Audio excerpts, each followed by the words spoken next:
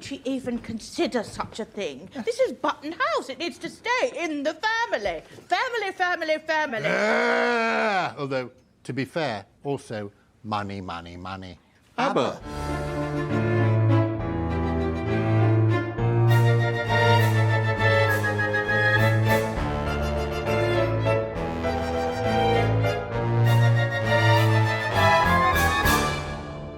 Hello and welcome to Haunting Button House, a BBC Ghost podcast. I am Luke and I am joined by Tash. How are you, Tash? All right, thanks, Luke. How are you? I'm good. I can never get the intro right. It's been 35 episodes. I know. And then every time I press record, I'm like, oh, what am I meant to do here? What am I doing? What's the podcast? Okay. How's your week been?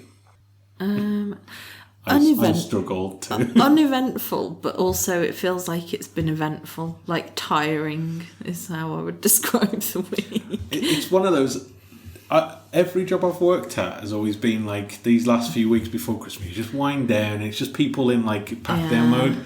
But it's always hectic. Yeah, I want to go back to school where bring your toys in. Yeah, or like they'd like wheel in the telly and you'd be like, oh yes, get Stuart anything. Little on or Shrek, and let us know what your Christmas film was when you were at school, because every school has one. As was either Stuart Little, Chicken Run was a popular one. Chicken Run was a good one as well. Good Night, Mr. Tom, if they really wanted to depress the kids.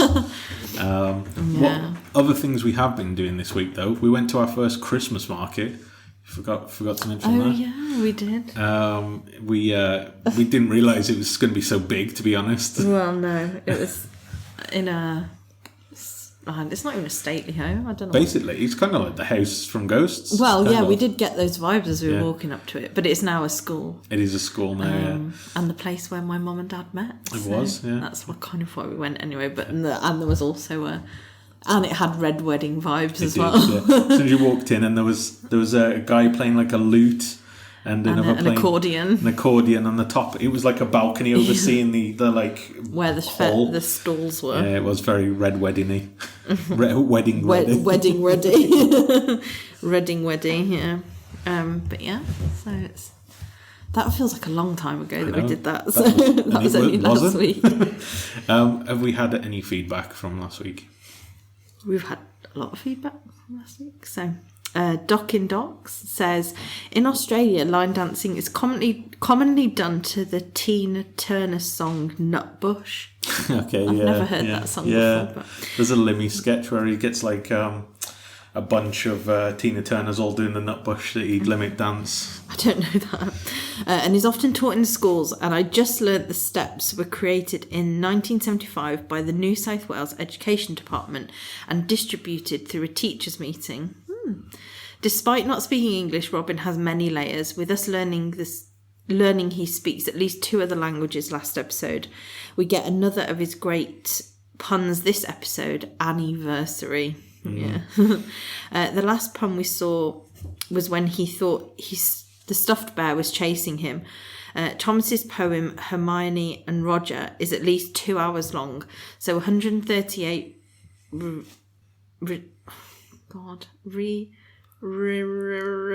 I can't see the word. Recitation. Yeah. Do you know what? I have issues with reading. Would take 11.5 days. That's a long time. That is a long time. In an episode where the cap bears his soul, it's interesting that Fanny decides to keep up appearances by saying she was reading the Bible rather than saying what she was really doing. I still say Robin's calculations could have been right, as we don't see the plague ghost except for Lolly's character.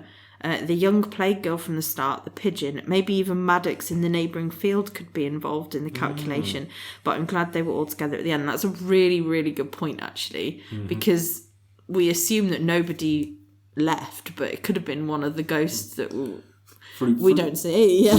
Through production problems, the plague ghost girl is gone because they can't bring her back because she's now not a plague ghost girl.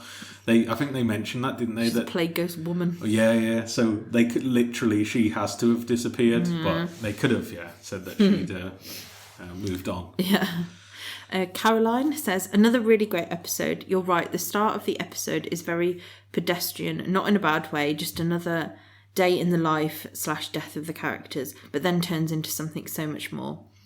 Regarding the strip of ribbons the captain steals, these are the ribbons associated with the particular medals. Ribbons, that's it, yeah. Soldiers don't wear their metal medals all the time, but can display the ribbons to show they have been awarded. Yeah, makes sense. You see it when I don't know, like the king's in something, a massive row of them.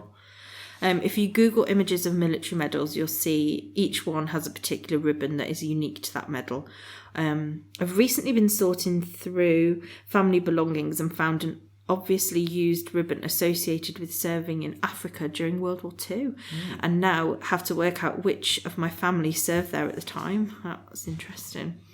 What I find strange is that we learn the captain's first name here, but we never learn his surname. I don't think we did. I feel like it's on Wikipedia, but I wonder if it is actually correct. Yeah. Because they never actually fully say it. I was just thinking of the other ones. We've got like Humphrey Bone, Thomas Thorne, Kitty Hyam. Yes, yeah. Lady Button. Robin. No, we don't actually know his last name. They never say that, even in this. I thought I'd read it somewhere, but yeah, it's just James. And Caroline says, I love the line dancing scene. For me, it's much more emotional than the In the Bleak Midwinter carol singing from the first Christmas special, which most people love. Yeah, I love both. Yeah, I think the In the Bleak Midwinter is quite solemn, whereas line dancing is way more upbeat. So I can understand why people might like line dancing more. Marianne said, never thought about the ghosts getting sucked off, or rather up, instead of just fading out like a Star Trek transporter. It's much more dramatic than a transporter beam. Here in the US Ghosts, we've seen a character get sucked down to hell. Oh, wow. And it's unforgettable, as you'd imagine. Mike and his excursion to the party zone is hysterical. I think we've all lived it. There's no recapturing of youth. I too can't stay up late anymore. The ghosts pondering the possible end of their existence is so well done, funny and poignant. The death of the captain, James, was amazing. Havers and James were indeed goosebump worthy and had me in tears. Bravery indeed. The line dancing scene is perfection, and it was emotional for me as well. The end is near and I am not ready to say goodbye to BBC Ghosts or to Tash and Luke. Or Luke and Tash, she's written, not Tash and Luke. This episode is a 10. Editorialising. Yeah. Me first. Alison says, poor captain. I think he is a tender soul that found security and comfort in the military lifestyle, where everything is set out and everyone knew what was expected of them. He also probably enjoyed the camaraderie. Cocksock anyone? I've just realised that it's cocksock. Did you not get it? I knew the cocktail cock bit, but not cocksock. Woo! But wasn't really a fighting man. The front line wouldn't have been a good place for him, and he felt disappointed by to have shared in the experience. His death scene was so sad. We were discussing his cause of death, and I was thinking he may have suffered Takotsubo-cardiomyopathy.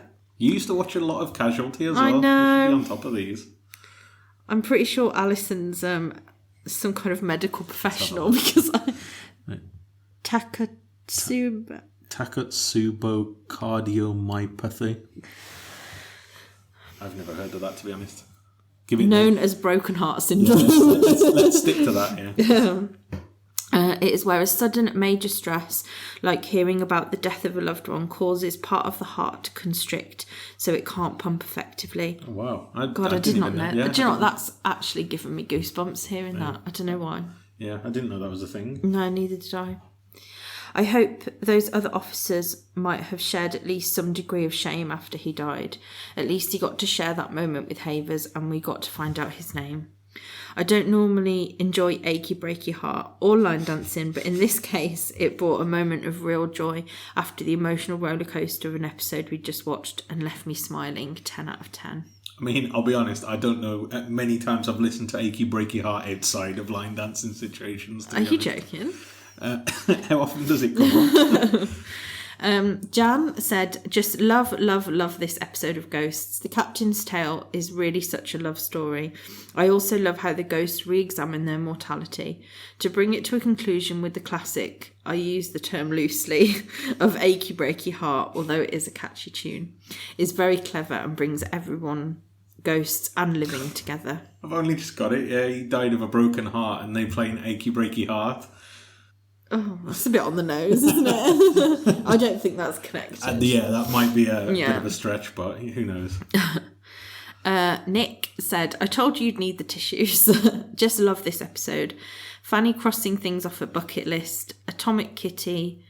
Pat's American accent fear response. Just love it. And of course, the captain's true devastating backstory. Knowing now that the medals he wore aren't even his and that his stick actually belonged to Havers, so he's always had a part of him with him, just makes me cry. Do you know, I didn't actually get that. Did we discuss it in the last episode? That he gave it to him. Yeah, right. I didn't even get that in the first watch. I've only got it recently. I love the line dancing and the irony of using Achy Breaky Heart after the cap died of a broken heart. Okay, a heart attack. Makes me think that they thought of everything when putting this together. 10 out of 10 from me. Maybe they did. Maybe it is. Usually there's no such thing as a coincidence. No, my media teacher told me that there's no such thing as everything is placed there for a reason. Apart from in Game of Thrones where there's a cup. I was going to say the same thing. Cheryl sent us some pictures of some wagon wheels. She did, yeah. And we discussed wagon wheels. Wagon wheels. I think we put that they're a bit meh. But then Cheryl said, but Joe Louis cakes, chocolate cake rounds with vanilla icing between, and then all covered in chocolate. They were the epitome of lunchbox treats. Okay. I don't know what that is, but that sounds good. This is my thing, that wherever we go, if I go anywhere or we go anywhere in like a different country, I have to hunt down what is like the snack of this country. So that if there are anything that's Canadian, American, Australian, I mean, Tim Tams I hear is a very good Australian one. But yeah. Well, whilst we have whilst we're interacting with people from all over the world, I suppose, because it's not something that happens every day. It really isn't. And I do find it so. I've always said I find it so interesting that people across the world listen to us sit in our dining room. Wrapped, didn't we? I was going to come to that. Yes. Maybe we should take this opportunity to ask our listeners from across the globe to give us the best treats from their. When I say give us, I mean recommend. You can send them if you want. The most recommended treats from your country, so that we can. So sorry if this sounds a little bit different to the usual recording, but we recorded last night, and then I found some feedback in our junk bit of the email. So I'm just going to read this bit out so it's included. So this is from Kathy. It says, hi, I really love this episode, and the line dancing scene always makes me both really happy and start to cry at the same time. I can't put my finger on why it provokes such an emotional reaction when it is such a happy scene. The scene where the ghosts gather together just before midnight and talk about being scared of moving on always reminds me of the scene in the final episode of Blackadder Goes Forth, where Blackadder, George, Baldrick and Captain Darling gather in the dugout before the big push and talk about how scared they are of going over the top. I've often wondered if this is a deliberate nod to Blackadder by the ghostwriters. You've watched Blackadder, haven't you? I've watched that bit. I haven't watched all of it, yeah. Sorry if I sound different. I'm far away. I really enjoyed your podcast. And we'll miss it when it's finished. Can't believe there are only 2 episodes left. Now there's only 1. Yeah, so I was going to come on to Spotify Wrapped. Okay, so that came out yesterday, didn't it? Mm-hmm. So we've got 16 top fans. I think that's what that means. Yeah. Our top country is the United Kingdom, because It's strange. that's where we are. And our average rating is 5, and I assume that's out of 5, not like out of 20. Out of 10, yeah. Yeah. Pretty average. Yeah. Zoe put, so happy to see HBH on my list. So HBH. Well, we've got an abbreviation. I know. Wow. It's only taken us 35 episodes. That's what we've got there. But yeah, so I wonder if we made it to anyone. Oh, and Kelsey as well. Made it to Kelsey's. She Top tagged 3, us. yeah. Yeah, so it's, well. I can't believe it, to be honest, that people spend so much time listening to us talk rubbish. I know. We're so near the end. I just can't believe how close to the end we are now. Yeah. It's, I guess we should go into the penultimate episode, but the last episode of the series.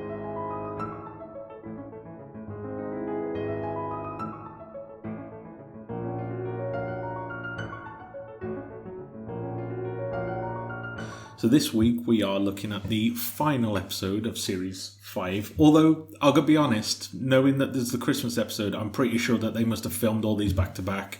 And because this episode, I'm just going to say it right off the front. Off the bat. That's not a saying.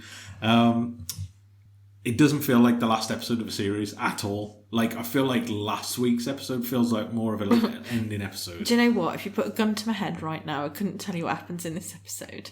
Oh, really? Do you know why? Because I just forget. Like, it's not until we start going into... It's good we're going to go through it.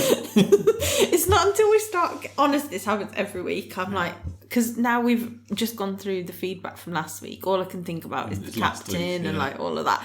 And now I'm like... What happened? I can't even tell you. Let's go through it then and we'll find it. So this episode is entitled Last Resort. It's directed by Simon Hind. Written by Martha Howe Douglas and Lawrence Rickard. Ooh, interesting. Has Martha written one of her own before on her own? It's not on her own. With Lawrence Rickard. Oh, yeah. I don't think any of them... I think I just cut... Just my brain just cut that out. Oh, there's just one of them. And Lawrence Rickard. I don't think they've ever had a single writer on an episode. I think it's always 2. Yeah. I think it was writing pairs. We never asked, did anyone go to the Comic-Con? Oh, yeah. In Birmingham. Good to mention, yeah. Let us know how you got on. Or send us your pictures if you met them. It's very niche, so I understand, and quite localised. Birmingham, yeah. I suppose you can go from anywhere in the UK. Yeah. But we can understand it if you didn't fly there, basically. Even though it's right next to the airport, so, no excuse. Anyway. We didn't go, and we live quite close. About 10 miles away, yeah, if that. Probably about 30, actually. Really? Yeah, okay. From Birmingham. Yeah, probably is, actually. I don't know geography. Anyway, the original air date was the 10th of November 2023.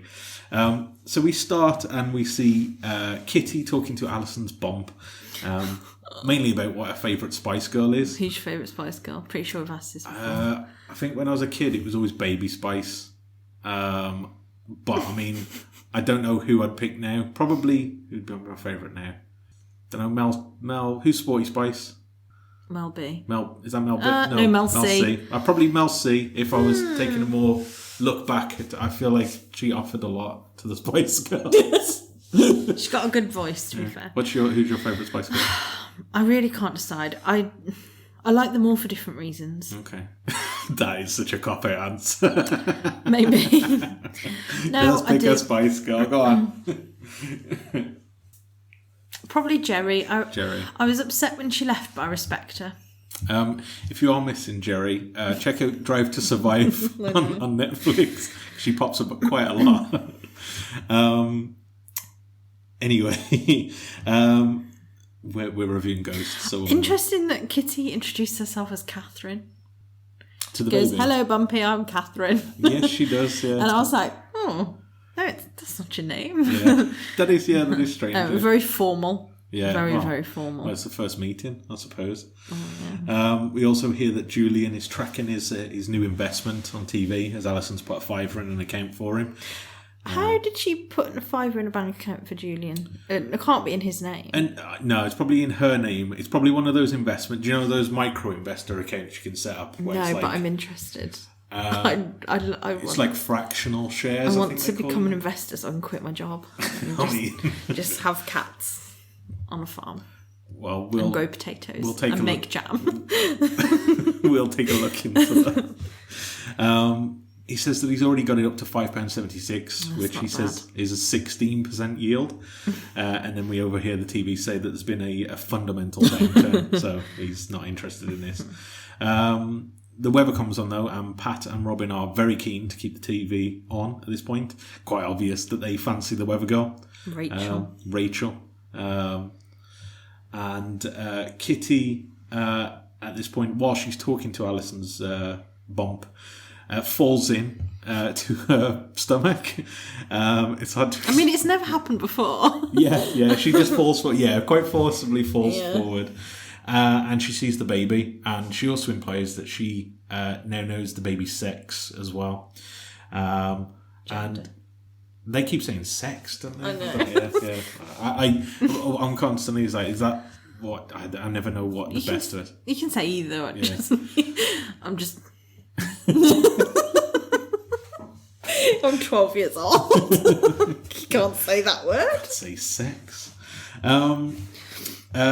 Alison realises that Kitty now knows and doesn't want to spill in the beans, basically. So she walks away doing the old la la la treatment to try and not hear anything. Elsewhere, we see Mike is eating a fridge bap, making its comeback. Oh, yes. I wondered what it was at first. I just thought it was like a sandwich, and I was like, no, that's a fridge bap, that is. And he gets a call from the solicitor, and he says he's got some good news and bad news. And he says, oh, give me the good news first. Accidentally gives him the bad news, just because that's the way he had it written down. And they find out that the offer to buy the land has been pulled. And he asks what the good news is. And we find out that basically they've pulled their offer of that because Mike's plan of setting up a bar has given them the idea to basically set up a full-on golf complex. So they would need the land, a spa, and they would also need Button House at this point. And while he's on the phone, he goes to find Alison to tell her about this news of a potential buyout of the entire land, basically, and everything on it. And Humphrey overhears this, who is now able to attach himself quite successfully to his own body, so he's become a lot more useful. And he goes to run to tell the other ghosts, and as he arrives, we see that his head's fallen off as he's lost it as he was running up the stairs. And that's how we go into the intro. Quite a long intro. Yeah, quite a long lead up to the intro. Yeah. I thought they don't normally have like multiple scenes. It's normally just like the one scene. Bit, I guess because it's... We needed to set up those two stories, I think, or storylines, should I say? Yeah, pretty much. There's quite a lot of overarching storylines. Definitely. Overarching, just crossing over storylines in this one. After the intro, we see both Mike and Humphrey telling Alison and the ghosts, respectively, about the story, what's happening. And we sort of get this split screen of them both explaining it at the same time. And he explains it's a complete buyout. They didn't go into the exact money, the exact figure that they're going to get, but they think it's going to be quite big, quite a substantial offer. And Alison thinks that this is going to be a very hard sell for the ghosts to explain this to them. So she says, do not tell them under any circumstances, which, in retrospect, quite difficult for Mike, as he never... wrote that. How's Mike going to know if they're there or not? Yeah. So he really needs to not say anything unless Alison's there. Basically, he, really? He needs her as the ghost detector. Yeah. They all barge in, and they already know. So, it's... Mike is confused as to how they found out, but again, I think it's very difficult for him to not know. Yeah. We can't blame him. Yeah. she explains to the ghosts, give them time. She said she's not even spoken this through with Mike yet, so they've not made a decision. They just need to talk about this, and they imply without the ghosts. So they say they're going to go for a walk. Fanny thinks that that this house should all stay in the family, as Julian says. She quotes Julian saying "family, family, family," and he says, but he did also say "money, money, money," and both Pat and the captain realizes ABBA. Yeah, quoting ABBA. The ghosts are all upset at this news, including Thomas and Kitty, who Kitty says that she's going to be so nice to her that she doesn't even think about leaving. She'll make Alison love her so much that she'll never leave. Basically. And the captain devises a plan to convince them to stay, which he calls Operation Be Really, Really Nice. I like that this is the exact opposite of the very first episode. Yeah.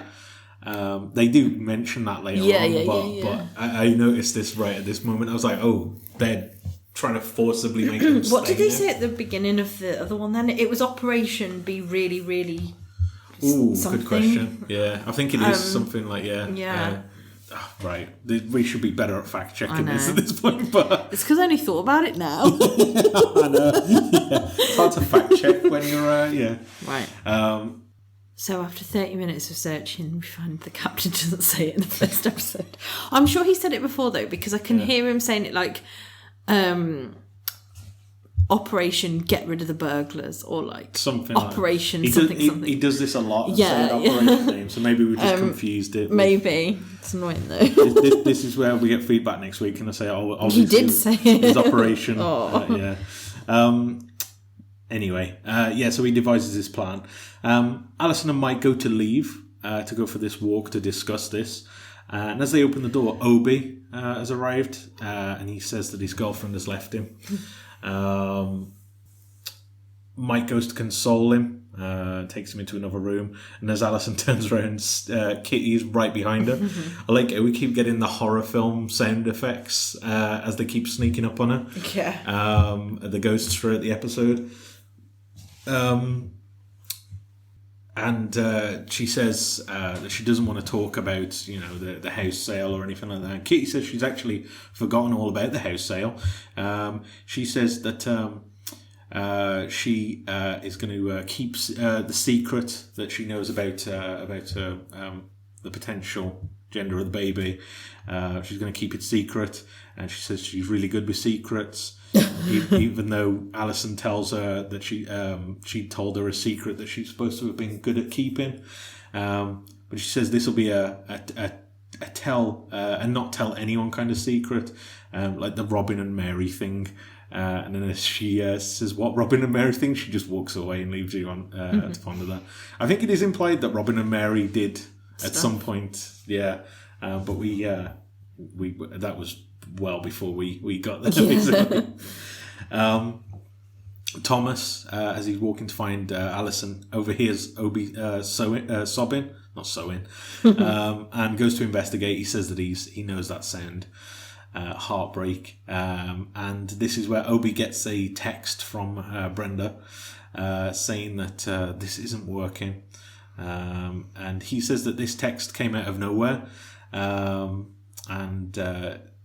she has also sent the text saying it's been weird for ages and she needs something new, and now she won't pick up any of his calls. Obi mumbles into a pillow, but Thomas understands exactly what he's going through. He says the next 100 years are the worst. Yeah, says the first 100 are the worst. He says the next 100 are bad too, and then starts to cry. Oh, is that what he said? Yeah. I mean, it's quite obvious what they're setting up here.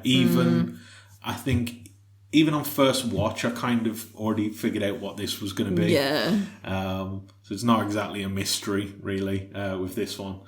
But it is Obi, so maybe you're not meant to think that this is a big mystery. Yeah, he's just a bit silly.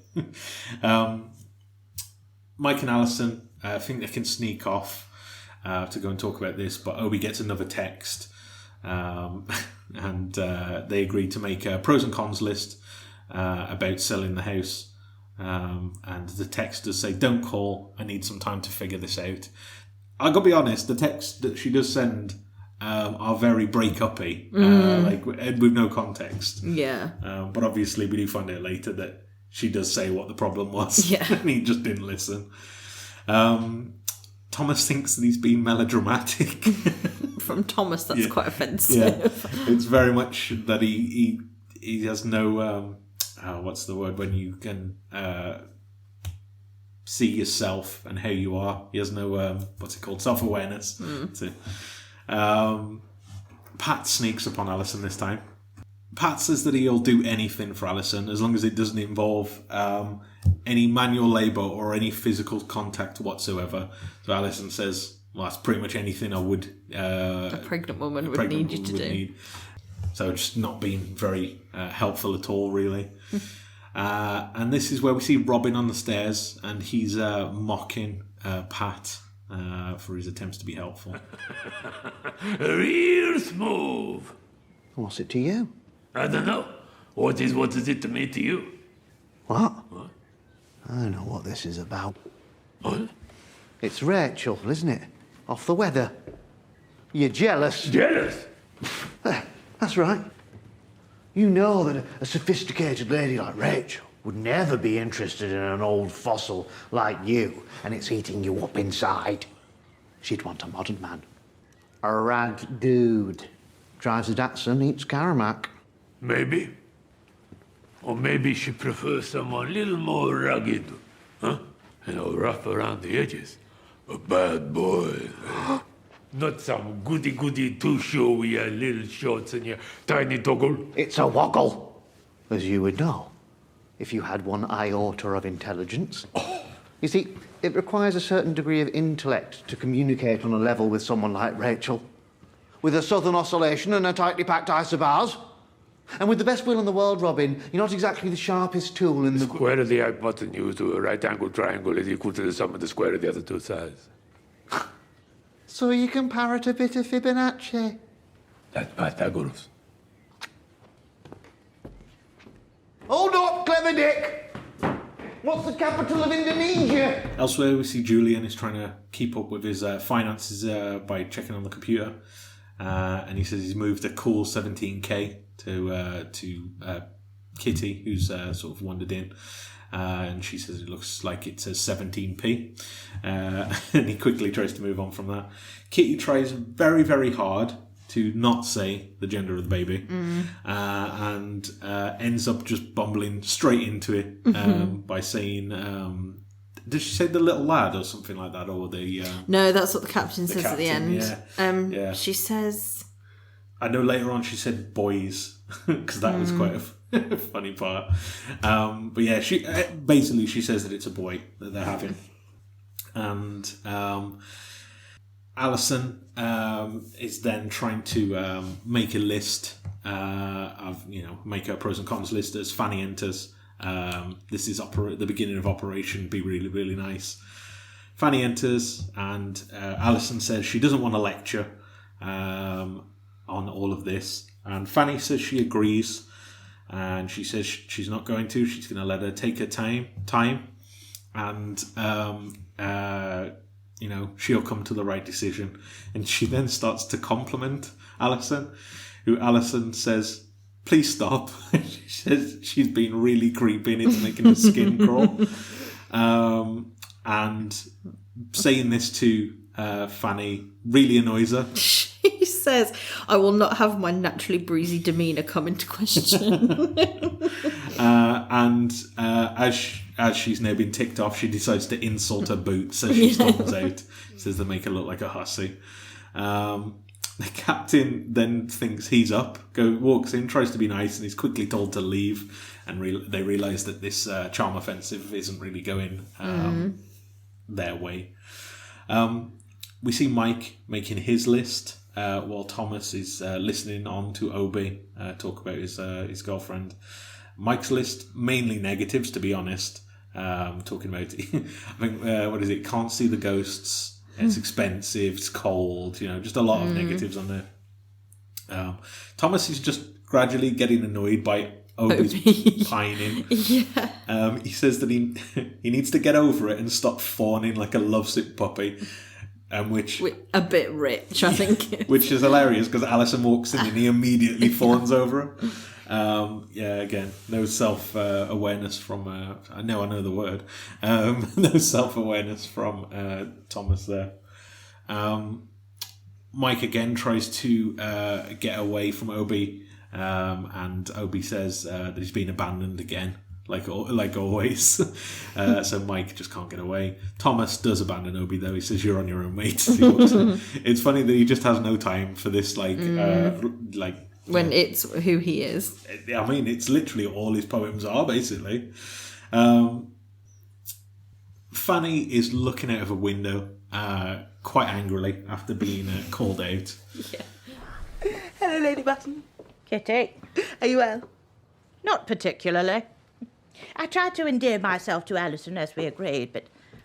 Well, you've probably never noticed this, Kitty, but occasionally I betray a slightly barbed demeanour. Well, we all have our flaws. And I'm sure Alison knows deep down how much you care for her. Do you think so? Of course. You're giving up your room to be the nursery. What could be more selfless? Yes. Yes, I suppose you're right. I can see it now. A cot in the corner, chest full of teddies, and all painted blue.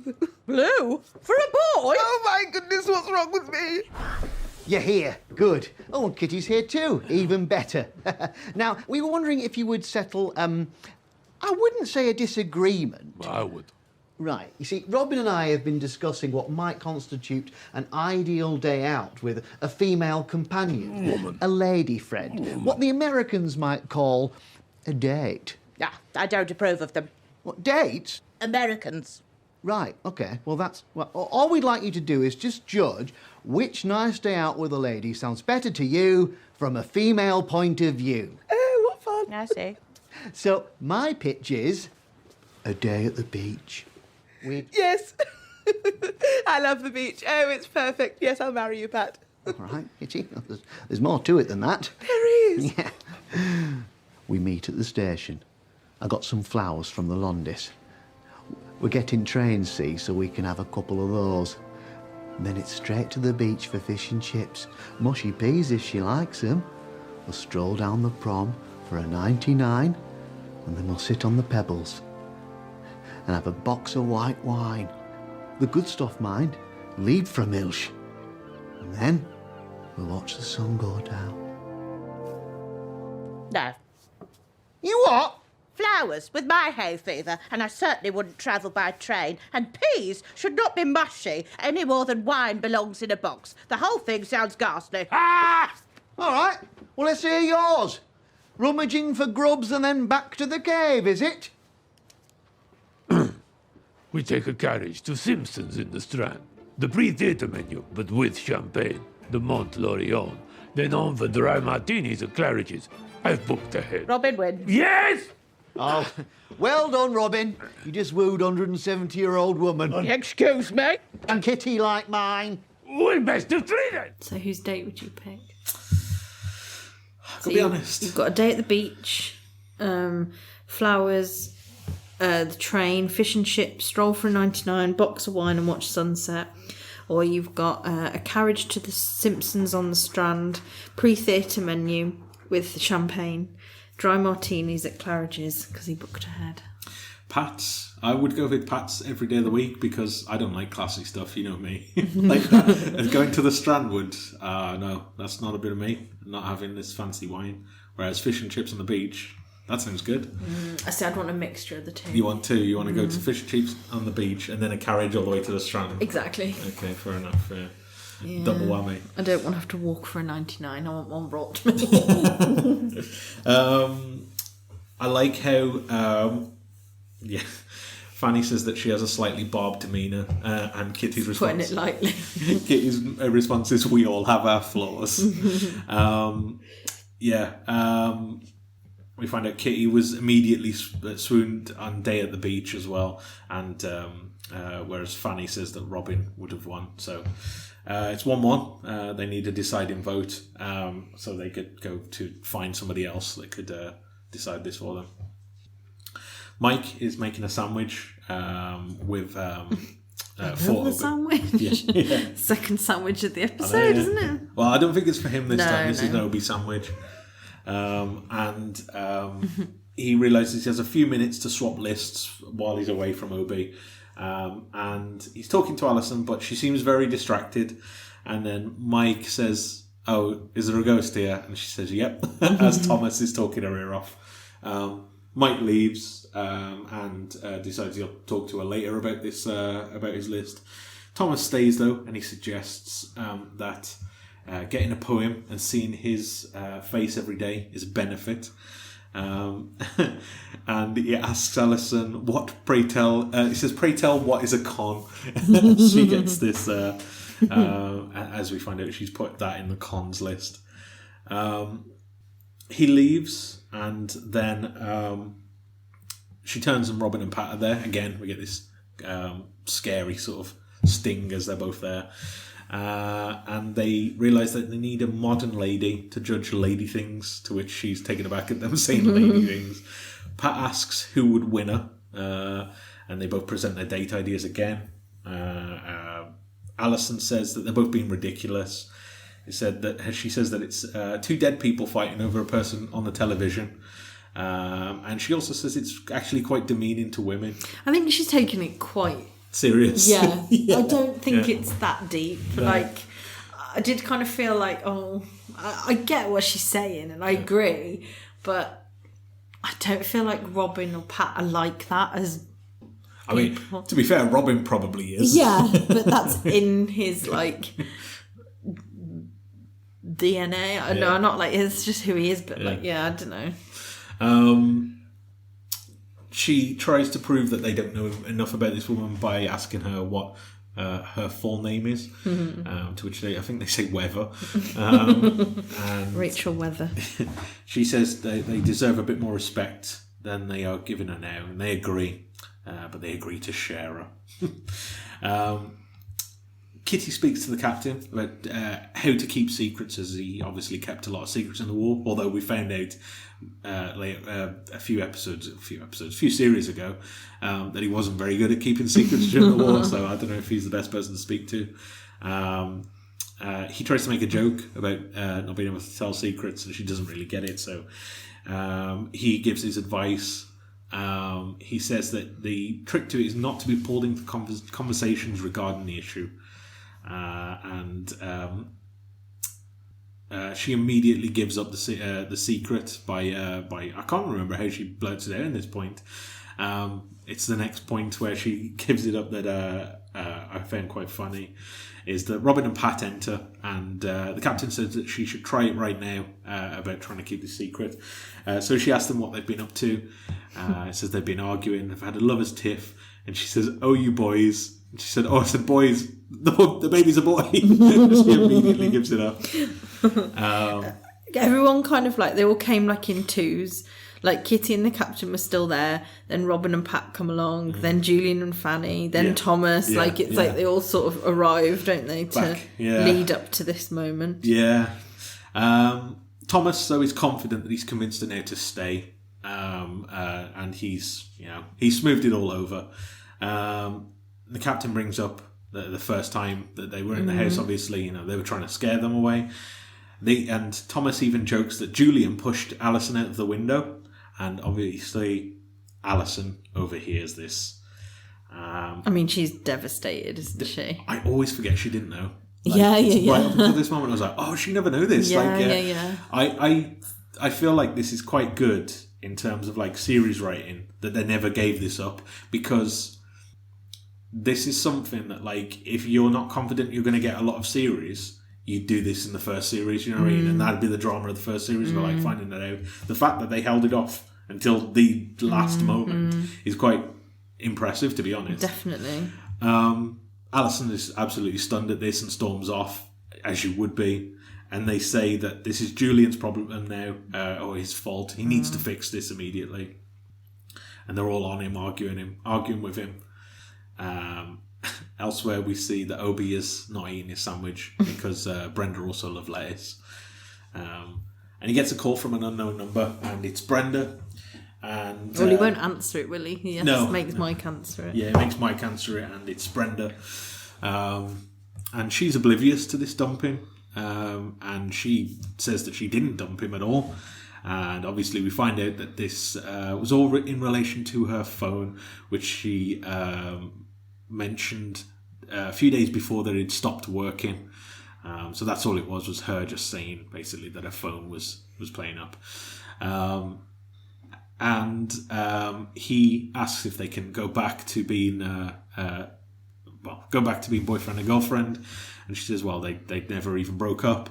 But although she kind of implies that they can make up if that's what they want to do, and he's quickly leaves off the sofa and he's Bye. out. Yeah. I won't go into what that's implying. Alison enters and she says that they're taking the deal. There's no question. There's no need to talk about it. The ghosts all shout at Julian, who says that he never says sorry. That's the first rule of politics. And they say that it's just something he needs to do. Pat says that anything can be fixed with an apology. Julian imitates Morris and says, sorry for sleeping with your wife. I think it was really out of order. And Really? I think the thing is, I think we can see that Julian knows that he's backed into a corner. Basically, yeah. He knows that he effed it. Yeah. And he doesn't want to... He just cannot say sorry. Basically. He cannot own up to what he's done. What was his second rule? So the first rule was not saying sorry. The second rule of being a politician, I can't remember what it was now. It was like never compromise or something like that. Yeah. And so he's imitating Morris, which Pat then says that it's all okay. He was a fine fellow. Alison says to Mike, so it keeps cutting back between them at this point. Alison says to Mike that she can't explain why, they just need to leave. And Julian is trying to practice his apology, and it's very much not an apology. It's the whole, I'm sorry if you felt this way, like kind of stuff. Mike says that his list was 95% cons, to be honest, so he's kind of in agreement, but are you sure about this? So Mike then goes to draft up the email accepting their deal, but he's interrupted by Julian. Alison. I've got nothing to say to you. Just 1 minute, please. I beg of you. Just 1 minute. Well, the thing is, I am.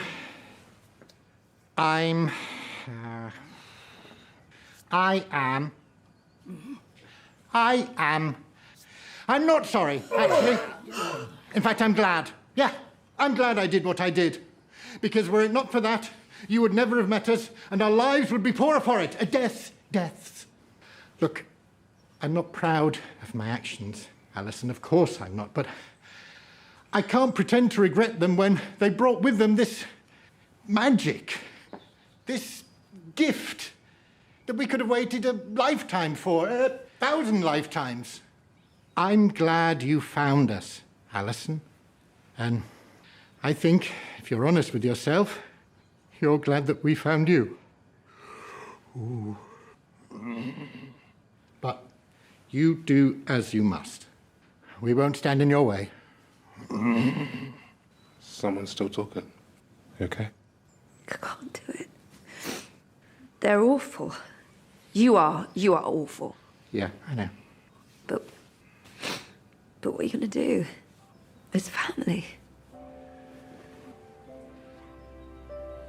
I know that your list was like mainly cons, but how do you feel about staying?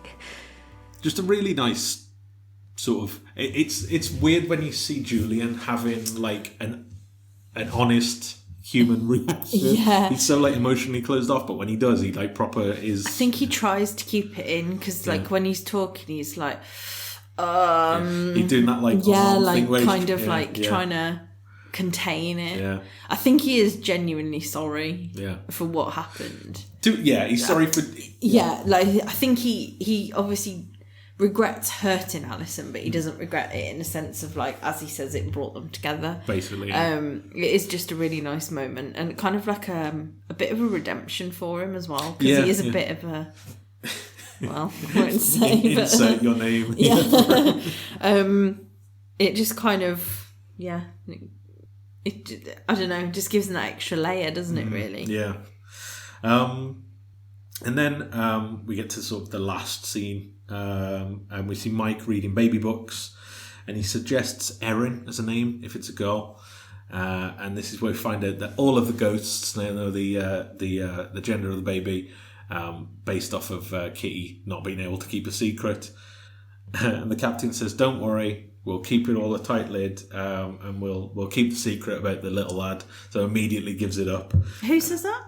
The captain. Oh, I thought you said Kitty said that. No, Sorry. the cap. So it's again, it's quite funny that the captain. It's not even Kitty that actually The captain, true to form, cannot keep secrets. So then they know it's a boy, and Kitty says that she couldn't help it, and she couldn't help but see it because it was just so long and coiled around, which is when everyone twigs this was the umbilical cord, not something else. The other thing. The other thing. And so they're all a bit relieved now that they don't actually know now. And the weather comes on, and Pat and Robin tell the room to go quiet. And they realise that the weather woman, Rachel, is now I was going to say he's now a weatherman. It's a different person. A weatherman has taken over, and they seem a bit annoyed by this and say to turn off the TV. But the captain is now much more interested in this person, and that's how we end the episode. Right, quite a simple ending, really, for this. What did you think of the episode? I thought it was really good. I think I'm going to say something that I don't think I've said yet. Yeah. And I don't know how well it's going to go down with everybody. Okay. But I would have given this episode a 10. Oh, wow, that is quite strong. Well, wait. Okay. But yeah, I'm knocking off a 0.5 and even possibly a whole point, maybe to a 9, I don't know. Because I don't like Obi. And I can understand that. I find him really annoying, and not like, oh god, like Obi. I just find him so annoying that he didn't ruin the episode, but and I get that they kind of needed something to keep Mike busy in a way, and Alison to a certain degree. They needed that distraction, to take it away from what was going on. And for there to be a little bit of more added chaos to the house. Mm-hmm. But I just feel like they could have brought back any of the other characters, anyone else. Barclay. Yeah. I don't know why, he just really annoys me. And I think, I really don't think that the programme is going to be watched overseas. But he's in a programme called Benidorm. Yeah. And I've watched Benidorm, really enjoy Benidorm, but he's in that and I find him really annoying in that. He's basically a very similar character. Maybe like Obi, but younger, in Benidorm. I feel like he's much more like the Fool. Whereas he is in this to a degree, but not as... Yeah. I just... Everything he says, I just find it really annoying. Like when he says, we just went halves on a sandwich toaster. I'm ugh. Yeah. Get a grip. I don't know. It's kind of, it's not even just the bit of him moping around and stuff every episode. I don't think I've mentioned it, but I just find him really annoying, and so I would knock off a point. Or a 0.5 just because I'm just a bit sick of it. Fair enough. Yeah. Well, I don't think he comes back again now, does he? I don't think he's in the last episode. No. So there you go. Yeah, maybe that's it's maybe I feel like I've got 5 series worth of annoyance of Obi, or whenever he came into it, was it second series or something? Yeah. That have just been released. So yeah, that, to be honest, that character trope, in TV shows of the Fool who keeps saying silly things, I've never been a fan of that anyway. Yeah. With the... Whereas Mike says silly things, but they're actually funny. That's not his entire character, though. You know what I mean? Definitely. You can do foolish things, but if you're just always the Fool, it just gets a bit old. I think. Yeah. So I really enjoyed the episode overall. I do feel a little like maybe in terms of like the series as a whole, like I do kind of wish. No, I don't kind of wish. I think that the last 2 episodes are interchangeable. Mm-hmm. And I feel like ending on Achy Breaky Heart would have been... It's like taking us down to go up again. Do you know what I mean? This is kind of my problem with the episode is... The trouble is, it's hard to review this in a vacuum of just this is this episode, like because we're so like dependent on what's gone before and what's coming. This feels like so much like it's not a last episode. Yeah. Like last week's is so much more like a finale, like seeming episode. This just feels like another episode before the last episode. Yes, you know what I mean? Definitely. Which it essentially is. Yeah, it might have. I wonder if that's the way they saw it. Like, obviously, it's different through other series because the Christmas special is its own separate thing, whereas the Christmas special is the. So, what date episode. did you say this was released? November the 10th. So we would have known there was a Christmas special. Yeah, they announced that the Christmas special will be the last one at this point. Yeah. Yeah. So, yeah, I don't know. It's just I just feel like ending on that achy breaky heart would have been like. That would have been like a real like goosebumps moment, like to have it end on that. But yeah, this did. Don't get me wrong; it was a great episode. Nothing wrong with the episode. It was just your classic Ghosts episode, and I just felt like the very last episode of the series needed to have that punch, which I think the last episode did. But it's not. There was a reason that I trust the Ghosts. Them. I was going to call them the Ghosts. The writers. Yeah, the writers.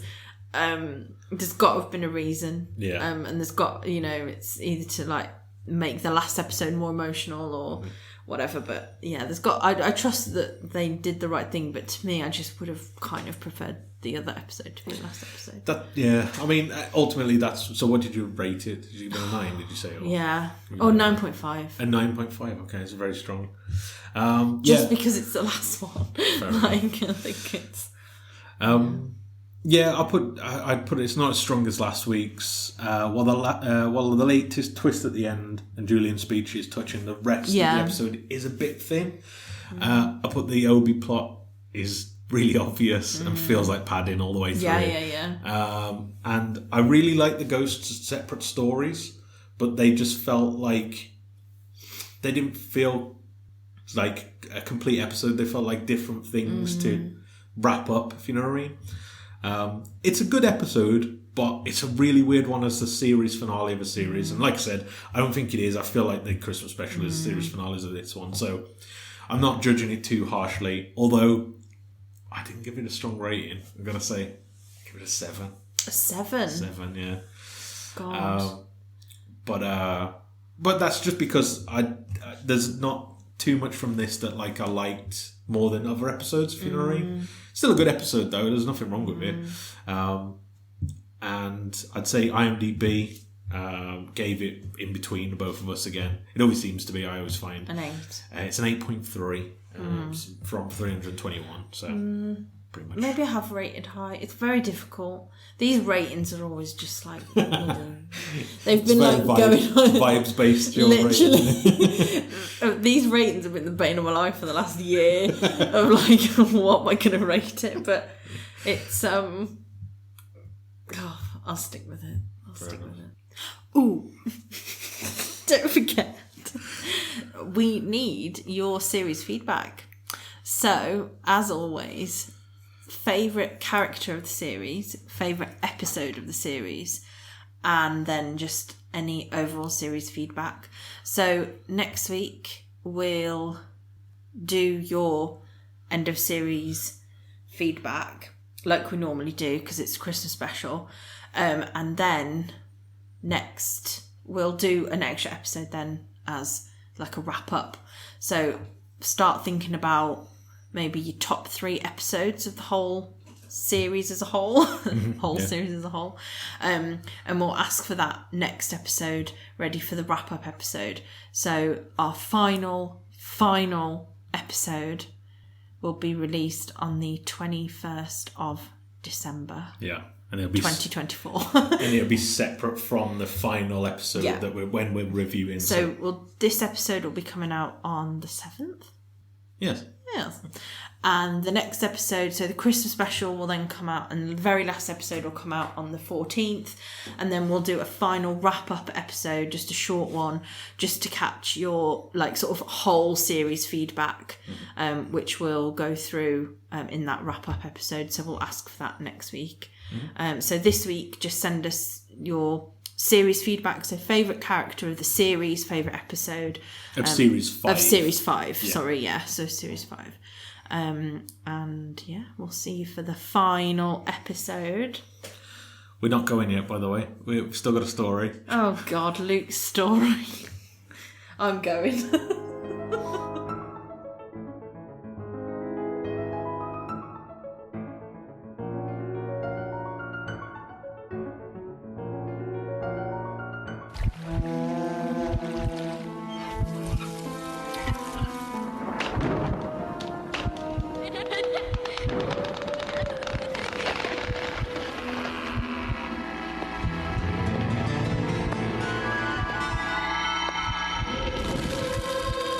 Ghost Stories with Luke and Tash.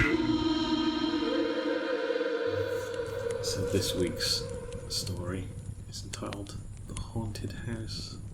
Quite simple. How original. I didn't make it up. One time, a preacher went to see if he could put a haunt to rest at a house in his settlement. The house had been haunted for about 10 years. Several people had tried to stay there all night, but they always would get scared out by the haunt. So this preacher took his Bible and went to the house, went on in, built himself a good fire and lit a lamp, sat there reading the Bible. Then, just before midnight, he heard something start up the cellar, walking back and forth, back and forth. Then it sounded like somebody was trying to scream and got choked off. Then there was a lot of thrashing around and struggling, and finally, everything got quiet. The old preacher took up his Bible again. Before he could get started reading, he heard footsteps coming up the cellar stairs. He sat watching the door to the cellar, and the footsteps kept coming closer and closer. He saw the doorknob turn, and when the door began to open, he jumped up and hollered, "What do you want?" Door shut back easy like, and there wasn't a sound. The preacher was trembling a little, but he finally opened the Bible and read a while. Then he got up and laid the book on the chair and went to mending the fire. Then the haunt started walking again, and step, step, step up the cellar stairs. The old preacher sat watching the door, saw the doorknob turn, and the door open. It looked like a young woman. He backed up and said, "Who are you? What do you want?" Don't know why he's got that accent. The haunt sort of swayed, like she didn't know what to do. Then she just faded out. The old preacher waited, and when he didn't hear any more noises, he went over and shut the door. He was sweating and trembling all over, but he was a brave man, and he thought he'd be able to see it through. So he turned his chair to where he could watch, and he sat down and waited. It wasn't long before he heard the haunt start up again. Slowly, step, step, step, step, closer and closer, step, step. It was right at the door. The preacher stood up and held out his Bible out in front of him. Then the knob slowly turned, and the door opened wide. This time the preacher spoke quiet. He said, "In the name of the Father, the Son, and the Holy Ghost, who are you, and what do you want?" The haunt came right across the room, straight to him, and took hold of his coat. It was a young woman about 20 years old. Her hair was torn and tangled, and the flesh was dropping off of her face, so he could see the bones and part of her teeth. She had no eyeballs, but there was a sort of blue light way back in the eye sockets, and she had no nose to her face. Then she started talking. It sounded like her voice was coming and going with the wind blowing it. She told how her lover had killed her for her money and buried her in the cellar. She said if the preacher would dig up her bones and bury her properly, she could rest. Then she told him to take the end joint of the little finger from her left hand and to lay it in the collection plate at the next church meeting, and he'd find out who had murdered her. And she said, if you come back here once more after that, you'll hear my voice at midnight. I'll tell you where my money is hid. You can give it to the church. The haunt sobbed like she was tired, and she sunk down toward the floor and was gone. The preacher found her bones and buried them in the graveyard. The next Sunday, the preacher put the finger bone in the collection plate, and when a certain man happened to touch it, it stuck to his hand. The man jumped up and rubbed and scraped and tore at the bone, trying to get it off. Then he went to screaming like he was going crazy. Well, he confessed to the murder, and they took him on to jail. After the man was hung, the preacher went back to that house one midnight, and the haunt's voice told him to dig under the half rock. He did, and he found a big sack of money. And where that haunt had held onto his coat, the print of those bony fingers were burnt right into the cloth. It never did come out. That's another story from that book, that Scary Stories to Tell in the Dark. Because they're quite short. It might be helpful. So there you go. Good one. Haunted House. That's our final story as well, because we won't be doing that next week. It's been difficult trying to find the short, scary stories. Very difficult. Yeah. What a stupid idea that was. Which you have to let us know, which do you prefer, the scary stories or the scary locations? We're never doing either of them again, but let us know. Thanks for listening. We love to hear what you think, and if you'd like to keep up to date with when new episodes of the podcast are released, you can follow us on our Instagram and our Facebook profile. Just search Haunting Button House. You can also get in touch via email at hauntingbuttonhouse@outlook.com.